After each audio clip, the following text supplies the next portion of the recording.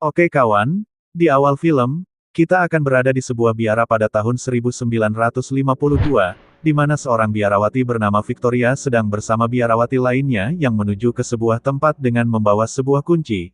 Biarawati ini memasuki sebuah ruangan dengan hanya bercahayakan sebuah lilin seribuan. Sambil menunggu, Victoria hanya bisa berdoa sambil ketakutan sampai tak karuan. Tak lama kemudian ia melihat biarawati itu kembali dengan dipenuhi darah dan memberi kunci sebelumnya kepadanya. This evil, and not even God.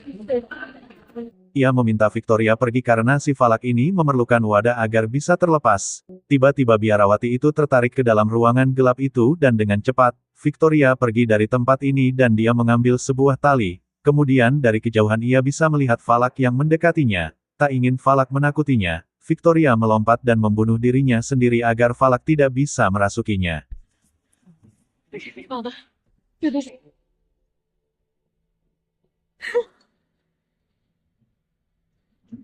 Forgive me, Lord.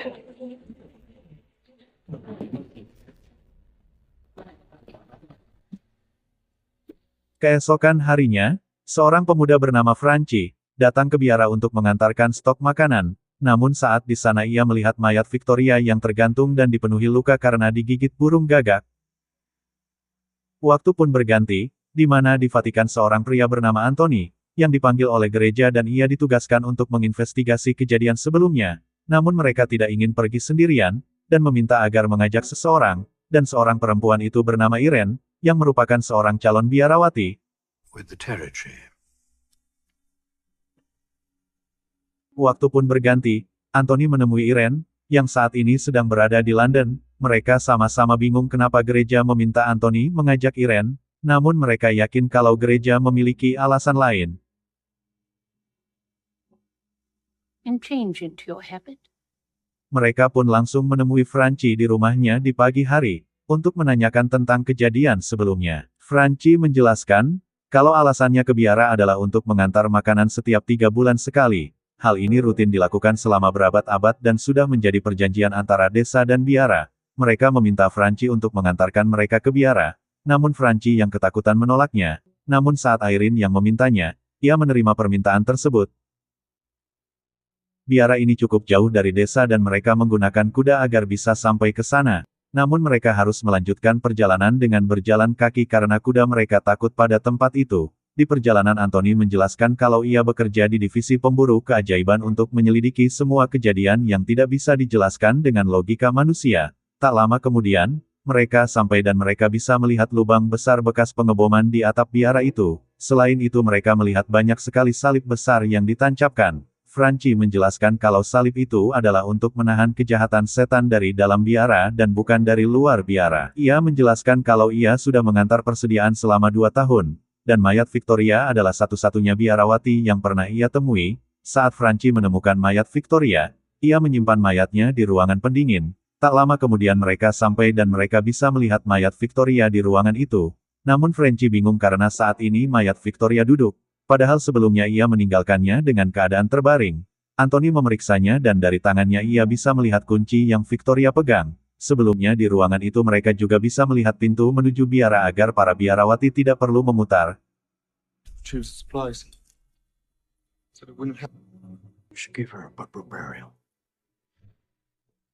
Tak lama kemudian mereka memakamkan mayat Victoria. Irene tertarik dengan banyaknya lonceng di semua batu nisan di makam ini. Anthony menjelaskan kalau lonceng itu disambungkan dengan tali, sehingga peti mati agar tidak ada orang yang dikubur hidup-hidup saat wabah terjadi. Kemudian Franci menunjukkan tempat di mana ia menemukan mayat Victoria yang masih dipenuhi darah yang masih segar, padahal Victoria sudah tewas selama beberapa minggu. Kemudian mereka memasuki biara. Di tempat ini masih belum ada listrik dan masih menggunakan lilin.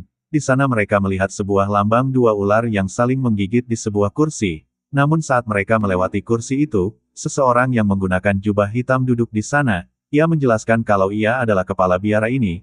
Anthony menjelaskan kalau ia datang ke sini untuk memeriksa kematian Victoria. Kepala biara tidak tahu tentang kematian Victoria dan Anthony meminta izin untuk bisa berbicara dengan biarawati lain.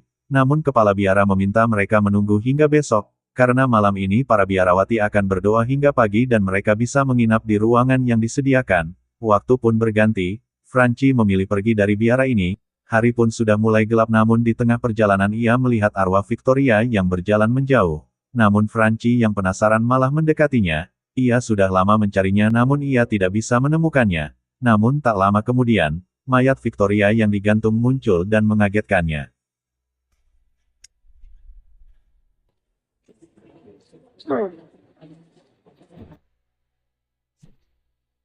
Di tempat lain, Irene sedang makan malam dengan Anthony. Anthony kembali menceritakan kalau pekerjaannya adalah untuk menyelidiki yang tidak bisa dijelaskan, dan ternyata saat kecil Irene pernah ditolong divisi Anthony.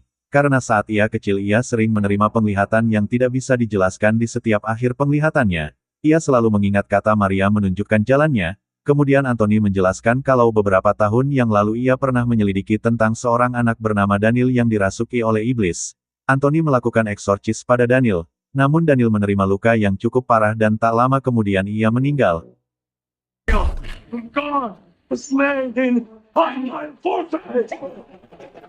Waktu pun berganti, di tengah malam Anthony terbangun karena radio yang tiba-tiba menyala. Lalu Anthony pergi memeriksanya, dan tiba-tiba radio itu berhenti berputar, namun di sana ia melihat seseorang seperti Daniel dan ia pergi mengejarnya, hingga ia sampai ke makam di dekat biara itu. Ia berhasil menemukannya namun tiba-tiba Daniel memuntahkan seekor ular. Ular itu menyerang Anthony dan ia mencoba menghindar, tetapi malah terjatuh ke dalam sebuah lubang kuburan yang menguburnya hidup-hidup.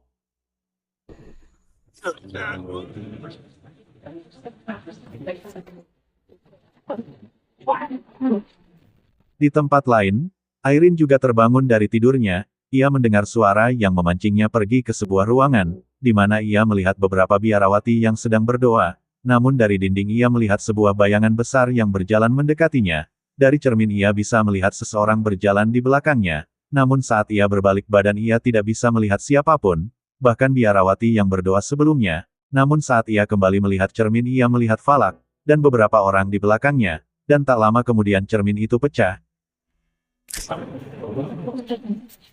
Ia pun pergi melarikan diri, namun saat di luar ia bisa mendengar suara teriakan Anthony yang meminta tolong. Ia sampai ke makam dan ia bisa melihat lonceng yang berbunyi. Namun tak lama kemudian semua lonceng di tempat itu berbunyi juga, sehingga Irene tidak tahu di mana Anthony berada. Ia memejamkan matanya dan berkonsentrasi, dan ternyata ia bisa menemukan makam tempat Anthony berada. Di dekat makam itu ada sekop dan dengan menggunakan sekop itu Irene menggali kuburan Anthony. Sementara itu Anthony hanya bisa menunggu dan hanya bercahayakan korek gasnya. Namun tiba-tiba ada sepasang tangan yang menyerangnya. Di saat yang sama Irene sudah berhasil menggapai Anthony, dan ia berhasil mengeluarkannya dari makam itu. Namun saat mereka di atas mereka bisa melihat tengkorak asli pemilik kuburan itu, dan juga beberapa buku. Anthony berpikir kalau buku itu adalah kunci untuk memecahkan misteri ini. Oke kawan, keesokan harinya, mereka kembali ke biara untuk berbicara dengan biarawati. Mereka tidak bisa menemukan apapun dan mereka berpencar untuk mencari biarawati di tempat itu. Irene pergi keluar dan ia bisa melihat seseorang dari kejauhan. Ia pergi mengejarnya dan ia sampai ke gereja di mana saat ini ada seorang biarawati yang sedang berdoa. Hello? Irene mendekati biarawati itu, namun seorang biarawati lain melarangnya dan berkata kalau biara ini harus selalu berdoa dan tak boleh berhenti walau hanya sedetik. Biarawati ini mengenalkan diri kalau ia bernama Sister Owana dan ia mengajak Irene pergi dari tempat ini.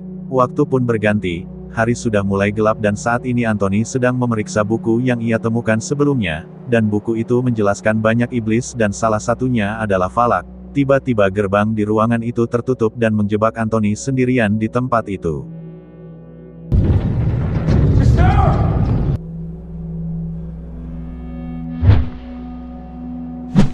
Di tempat lain, Irene sedang bersama Sister Owana. Irene bertanya tentang sejarah dari biara ini. Sister Owana menjelaskan kalau tempat ini awalnya dimiliki oleh orang kaya pemuja iblis. Ia melakukan sebuah ritual untuk memanggil arwah jahat dan ia berhasil melakukannya. Namun gereja berhasil menghentikannya dan membunuhnya dengan menggunakan darah Yesus. Mereka mengunci gerbang itu agar iblis ini tidak terbebas dan biarawati berdoa setiap waktu agar iblis ini tidak kembali. Namun saat perang terjadi ada bom yang menyerang biara dan membebaskan iblis itu. Namun pembicaraan mereka terhenti karena ada biarawati lain yang memberitahu kalau sekarang saatnya Sister Owana untuk berdoa. Ia meminta Irene pulang. Namun di luar tidak aman dan Sister Owana membawa Irene ke sebuah ruangan untuk beristirahat di tempat lain. Anthony yang sedang terjebak di tempat itu, melihat kepala biara di sana, padahal sebelumnya tidak ada siapapun di sini selain dirinya. Ia masih ditutupi kain namun tiba-tiba,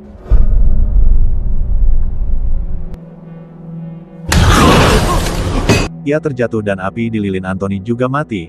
Anthony yang penasaran mendekatinya namun tiba-tiba sebuah tangan memegangnya dan Anthony menariknya hingga putus. Namun seketika, semua itu menghilang dan kini ia kembali sendiri di ruangan itu. Sementara itu, Irene terbangun dari tidurnya di tengah malam. Namun di ruangan itu ia tidak sendiri, dan ia melihat seseorang yang sedang berdoa. Namun di sana ia malah melihat Victoria yang baru saja melompat bunuh diri. Di saat yang sama pintu ruangannya terbuka dan dari jauh Falak melihatnya. Namun saat Irene melihatnya ia tidak bisa melihatnya kembali. Kemudian ia mendengar suara yang memintanya mengikutinya, dan Irene mengikuti suara itu dan sampai ke sebuah tempat.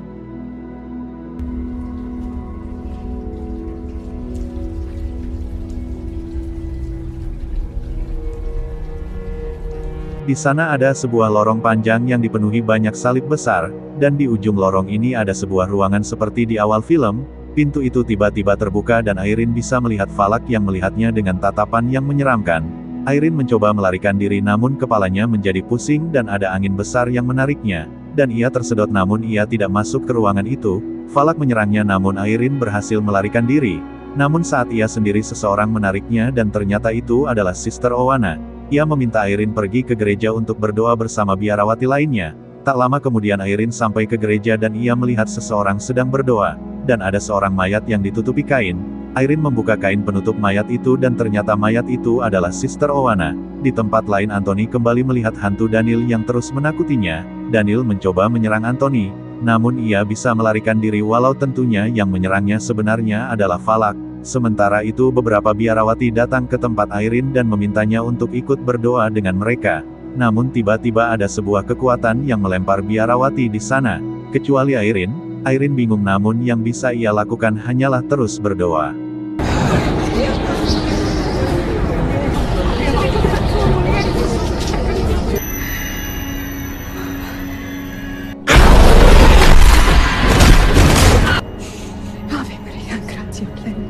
Di tempat lain, Anthony rencananya keluar dengan menggunakan pintu dari ruangan pendingin.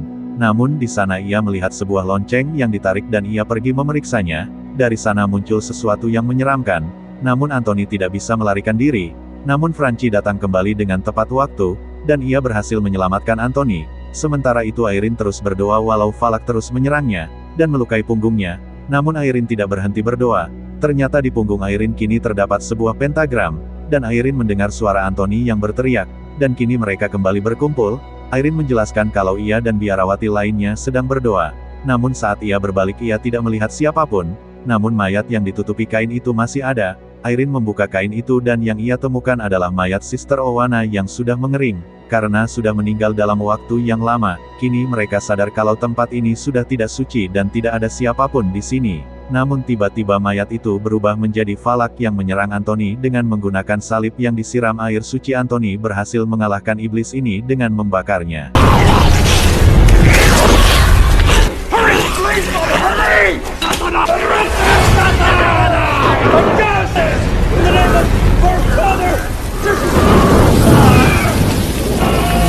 Franci berpikir kalau mereka sudah terlambat, karena iblis ini sudah terlepas namun Irene membantahnya, karena untuk terbebas dari iblis itu, harus memerlukan tubuh untuk dirasuki.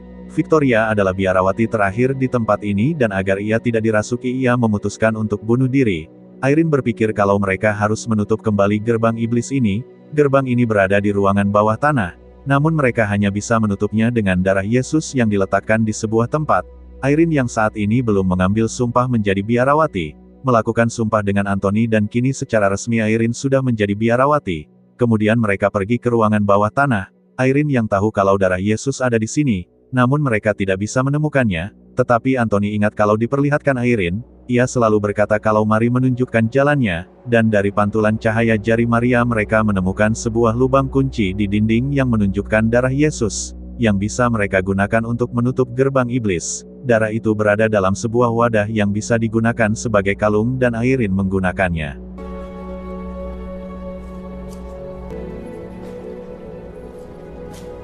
Only a true bride of Christ can Kemudian mereka pergi ke ruangan tempat gerbang itu berada. Di sana terdapat banyak ruangan sehingga mereka berpencar untuk mencari tempat yang mereka cari. Sesuatu menakuti Franci yang membuatnya ketakutan, dan melarikan diri. Sementara di belakang Airin ada seseorang, namun ia masih belum menyadarinya. Saat ia menyadarinya tiba-tiba dari arah lain ada biarawati lain yang menyerangnya. Namun ia berhasil melarikan diri. Karena itu Airin kini berada di ruangan gerbang iblis itu berada. Di sana ada lilin yang menyala dan tak lama kemudian Airin sadar, kalau saat ini ia berdiri di atas pentagram. Saat ia mencoba melarikan diri, ia melihat banyak biarawati yang kepalanya ditutupi karung. Tak lama kemudian Franci juga datang di sini. Namun yang ia lihat hanyalah biarawati yang ditutupi karung sebelumnya. Dengan waspada Franci mencoba melarikan diri. Namun ia mendengar suara Airin yang meminta tolong. Franci mencari Airin di antara biarawati itu. Dan ia sangat ketakutan namun tiba-tiba mereka semua berjalan menjauh dan Franci bisa melihat Airin yang sedang mengambang. Saat Franci membuka karungnya, yang ia lihat adalah Falak yang sudah merasuki Airin, dan membuatnya melayang. Falak mendekati Franci namun Airin memakai kalung darah Yesus, sehingga Franci bisa menggunakan darah itu pada Falak, dan membuatnya terlepas dari Airin. Namun Falak tidak menyerah dan ia mencekik Franci untuk membunuhnya.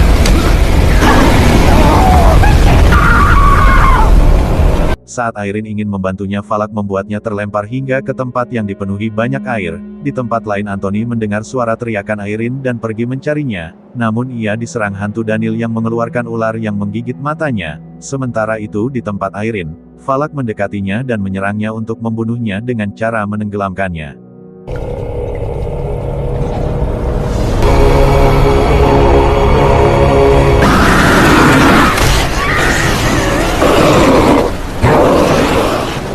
Namun Anthony sudah sampai dan mencoba menolongnya, namun Falak membuatnya terlempar, sementara Airin yang memegang darah Yesus menunjukkannya pada Falak, dan Falak memegangnya namun kalung itu sudah pecah kemudian Airin meludahi Falak dengan darah Yesus yang ia masukkan ke mulutnya sebelumnya. Lantai tempat itu menyedot air di sana, dan Falak juga ikut tersedot, namun Airin masih tak sadarkan diri Franci datang tepat waktu, dan ia berhasil menyelamatkannya. Kini semua air di ruangan ini sudah habis tersedot semua, dan tugas mereka di sini sudah selesai. Keesokan harinya mereka mengubur semua mayat biarawati yang sebelumnya dikubur. Kemudian mereka pergi dari tempat ini namun dari leher Franci terlihat tanda salib terbalik, yang artinya kini Falak tinggal di tubuhnya. 20 tahun kemudian, Ad dan Loren Warren menunjukkan rekaman Franci yang sudah dirasuki Falak dan dengan begitu film ini pun berakhir.